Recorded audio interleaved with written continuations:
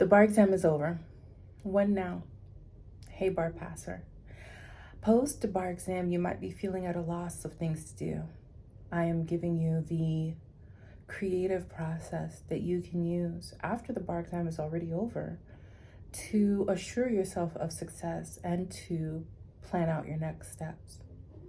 Now, some people may say, well, I don't want to set myself up for disappointment. Let's just be real. What can I change now if I, in fact, didn't pass? So let me not build my hopes up. Well, do you know how many people thought they failed the bar exam, but in fact had passed? If you can choose how you live the next few weeks or months while you wait for scores, if you have no evidence one way or another, no concrete evidence anyway, of how you actually did, why not choose the path of thought that actually feels good? Now, while you may choose the negative train of thought, thinking it cushions the blow, what in fact is happening is that if you did have to take the bar again, you've just programmed your mind with weeks and months of negative thoughts about the bar. Mired in misery for weeks or months, training your brain and your body negatively towards the bar. Versus if you decide to assume that you did well and you move on with a creative process that I'll tell you about in a minute, but you move on with a creative process that allows you to raise your heart, your vibration, your powers of thought towards building the career that you started out for, you've got much better chances of receiving your past score and or being in a good mental and emotional space to retake the bar if you need to. So, whether you passed or failed is actually irrelevant. The thoughts you're choosing to have are based on your assumption. And since you don't have your past scores or any scores in front of you right now, it's all just assumption. So why not assume the path of thought that helps you feel good? So assuming you've made the choice to think positively about your bar exam, since you have no evidence one way or another, how do you move forward with this creative process that I alluded to earlier, where you get to set yourself up for success, whether your scores come out as a pass or not a pass? Now, some coaching clients of mine, I've walked them through this creative process, and I'll share it with you here now. And if you look below, you'll find some resources that could help you take it deeper if you want to. But the creative process for all of life, this isn't just about the bar exam. So a lot of people find that this is very gratifying to learn in the context of the bar because they can actually apply it to anything. But now that you're past the bar exam, what do you get to appreciate? Feeling good and having gratitude are really foundations of creating a life that you're in love with. And that's what I'm all about here on this channel. So think about your future 2 years from now. Give yourself enough time that you're settled into your career path, you're settled into your job, you're feeling confident about your skills. And now take a moment, think about what it'll look like. Where will you be? What will you be doing? What does coming home from work look like? Once you've envisioned that picture, start to pick out the things from the picture that you can be grateful for. And you can either say, wouldn't it be nice? Or isn't it nice? Isn't it nice that I come home from a long day of work and I feel fulfilled about the work I just did? Or isn't it nice that I get to post success stories, with my client's permission, of course, on social media for everybody to celebrate with me? Or isn't it nice that my take-home pay covers everything I need and ample of my wants? Isn't it nice that, like, you can just start appreciating your future life right now? Now, this does several things. For those of you who have gone deeper into the work, you know that your thoughts create your life, right? And some people call it manifesting, some people call it self-fulfilling prophecies. Whatever it is, you know that how you think and what you concentrate your mind on, your brain starts to pick up on the different steps that it needs to take in order to get you there. Your reticular activation system comes into play to support you. If you concentrate on these thoughts long enough, your subconscious drinks it in and now starts acting it out on your behalf, much the same way you can get in your car, drive home, get home, and not even remember the route between where you started and your arrival home. Your subconscious took you home, did all the work for you. And so if you concentrate on these thoughts, isn't it nice that,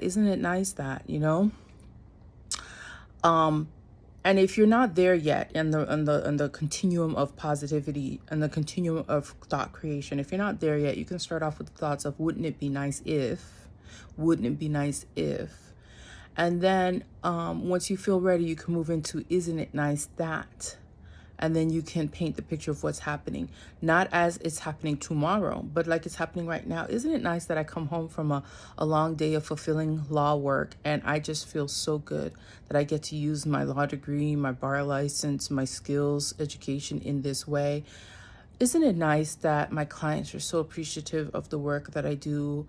Isn't it nice that the managing attorney is already giving me a performance raise?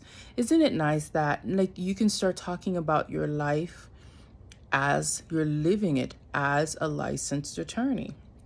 And if isn't it nice is not feeling good in your spirit just yet, start off with wouldn't it be nice if. The key here is how you feel. You need to feel comfortable with it. You need to feel like it is nice, right? And when you feel that way, you've already begun the process of creating your future with your thoughts. And this is it. There's all kinds of explanations behind why this works. I won't get into the science of it here. I reserve that for when I teach courses, workshops, when I work with private clients. And you might see some resources below that you might want to get into. But isn't it nice that, and then create your life by speaking out loud the thing that you are looking forward to as if it's already occurring.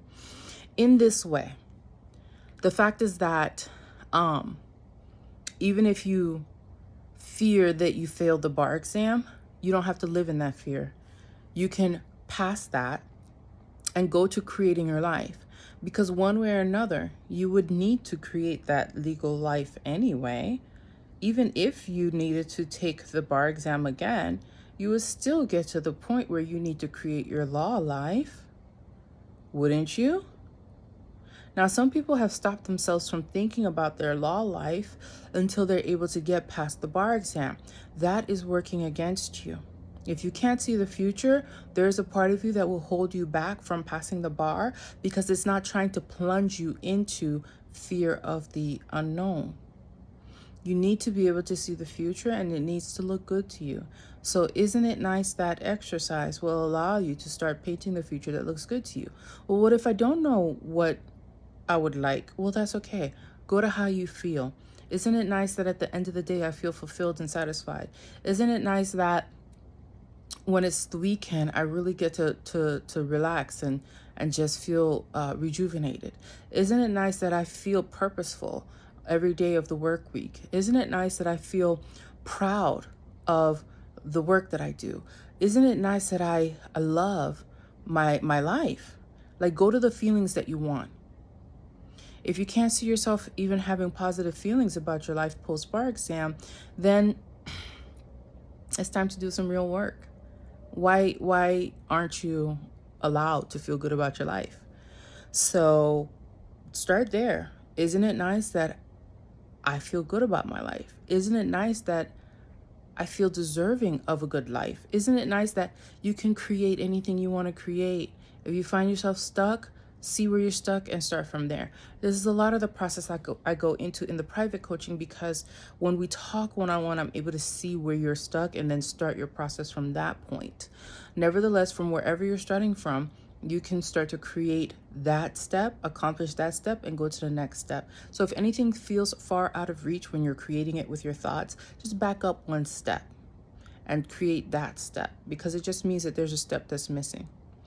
This is what you can do, bar passer. Instead of trying to block it out of your mind, trying to fill up your time with busy work, trying to fight negative thoughts that say that you must have failed, or even pushing off family, friends, relatives who want to ask you about how the bar went.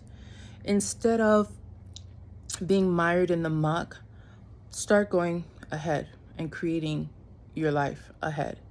Because whether you receive past scores or need to go back and redo the exam, either way, you will be set up to be successful, because now you've trained your brain for what's next. You have that much more motivation, positive energy, encouragement, and most of all, the creation process has kicked in, and your brain has already started looking for exactly what you need to do in order to fulfill that picture that you've been painting when you kept saying, "Isn't it nice?" You gave your subconscious marching orders. Even if you have to retake the bar again, it will be easier and smoother this time, because your subconscious mind has been given the marching orders to paint that future lawyer life. And so it will start looking for exactly what you need and eliminating what you don't need in order for you to pass the bar exam, so that you can fulfill that picture that you painted with your "Isn't it nice" exercises. That picture is your subconscious mind's marching orders, and it will go to work for you in much the same way that it takes you from work to home in your car without you even noticing the ride, right? So if you're wondering what to do post-bar exam, this is it. This is it. If you've watched to this point, I'm guessing this was helpful to you, and I'd love it if you would click like and leave a comment below any follow-up questions you have as a result of this video, or any other videos that you would like to see me record.